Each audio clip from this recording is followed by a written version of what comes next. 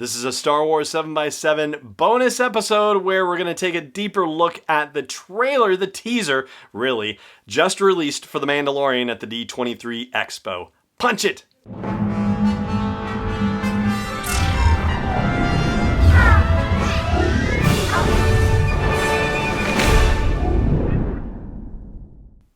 Hey Rebel Rouser, I'm Alan Voivod and this is Star Wars 7x7. Thank you so much for joining me for this episode. So yeah, it finally happened. It's real. There's a teaser for The Mandalorian and it is officially posted on the Star Wars YouTube channel. No more having to hunt down illicit YouTube videos and Dailymotion videos or things on Reddit randomly trying to find the footage that's been out there. So what we're going to talk about here on this episode are some of the highlights from that teaser, and I'll also flag things that were shown at Celebration Chicago, which are now also appearing in this teaser for you. So, in fact, I'm going to start off by talking about that aspect specifically. There were two full scenes of footage that were shown to people attending Star Wars Celebration, the Mandalorian panel at Celebration Chicago. The first of those scenes is actually shown in the teaser trailer, at least a moment of it is shown, where we get to see Carl Weathers as Grieve Karga, who is managing a stable of bounty hunters, and he meets with the Mandalorian to talk about jobs available and ultimately gives him the initial line on a job that involves Werner Herzog's Imperial officer character, whatever his deal is.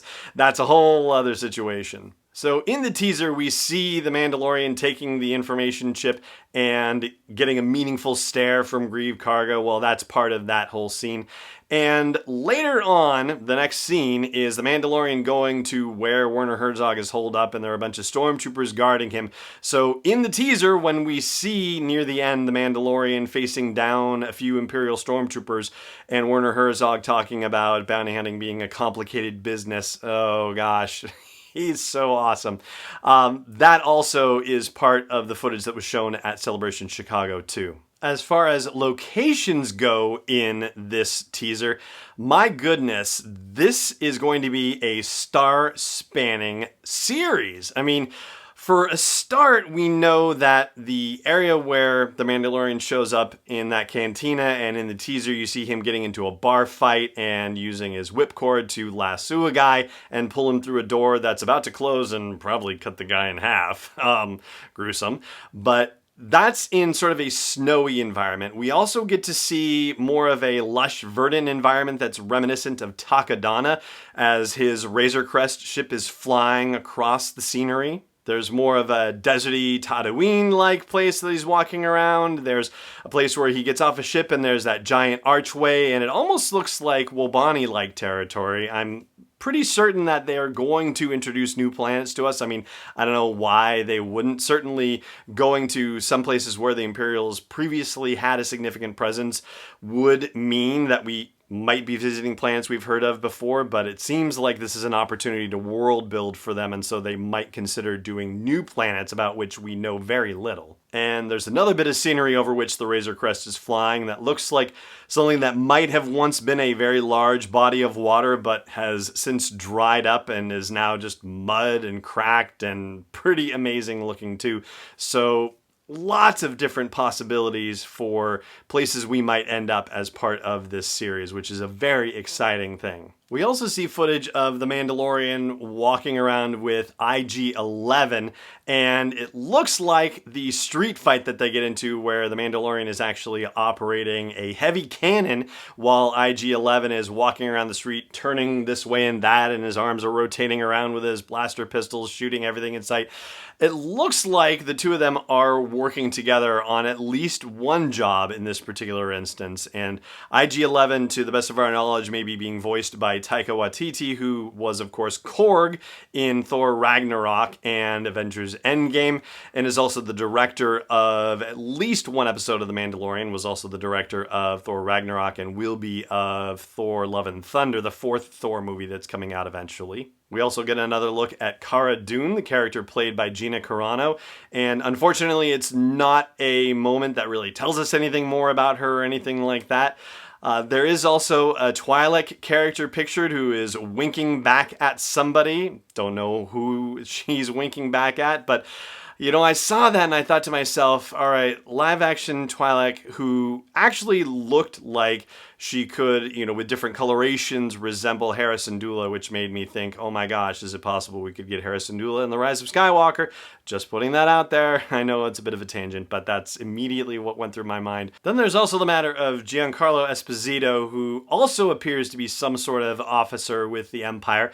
He's wearing stuff that is very reminiscent of General Veers' uniform from The Empire Strikes Back, like that same sort of armor plating situation. And he appears to be traveling with Death Troopers as well.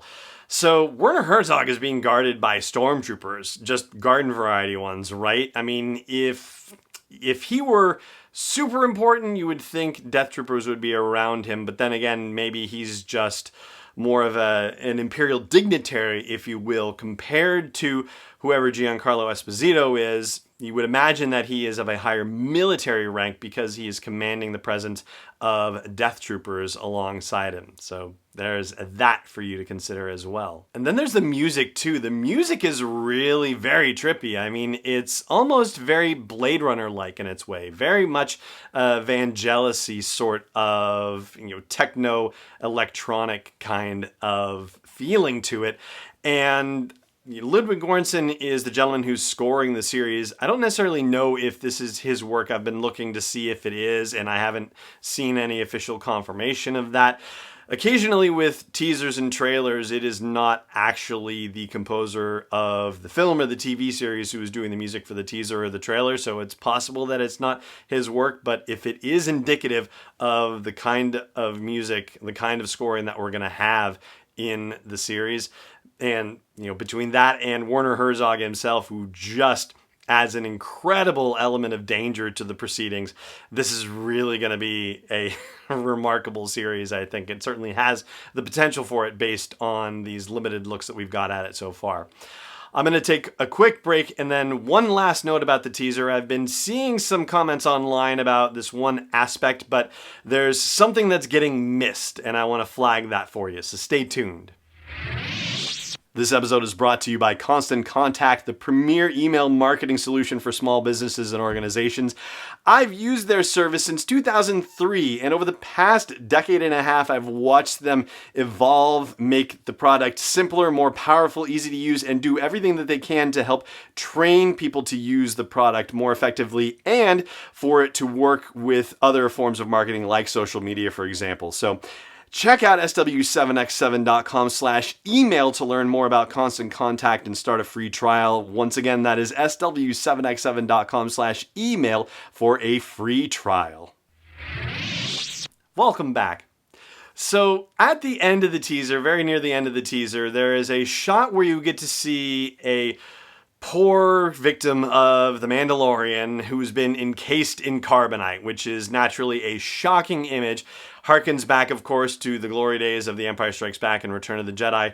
But what I'm not seeing talked about or mentioned is that if you look very carefully at that shot, it's not one carbonite block there. There are actually 4 of them stacked, one behind the other, behind the other, behind the other. There are 4 different prisoners in what appears to be probably the cargo hold of the Razor Crest, because if you look to the right, there's like crash webbing there, and so it occurs to me that that is probably inside the hold of a ship, and yeah, he's caught more than one bounty, or at least whatever job he was working required at least 4 people to be captured. So there is more than one person in carbonite in his ship, which is pretty exciting because that means we are going to see a lot of action. And just based on the image of the first person that we see in that carbonite block, doesn't look like any of the people with whom he got in that bar fight with in the scene just before it that's shown in the teaser. So that is going to be a whole other scenario entirely. And that is going to do it for my look at the Mandalorian teaser for you and for this bonus episode of the show as well. Thank you so much for joining me for it, as always, and may the Force be with you, wherever in the world you may be. This podcast is not endorsed or sponsored yet by Lucasfilm Limited, Disney, or 20th Century Fox. It is intended for entertainment and information purposes only. Star Wars, the Star Wars logo, all names and pictures of Star Wars characters, vehicles, and any other related Star Wars items are registered trademarks and/or copyrights of Lucasfilm Limited or their respective trademark and copyright holders. May the Force be with them. All original content is copyright 2019 by Star Wars 7x7. We hope you love it.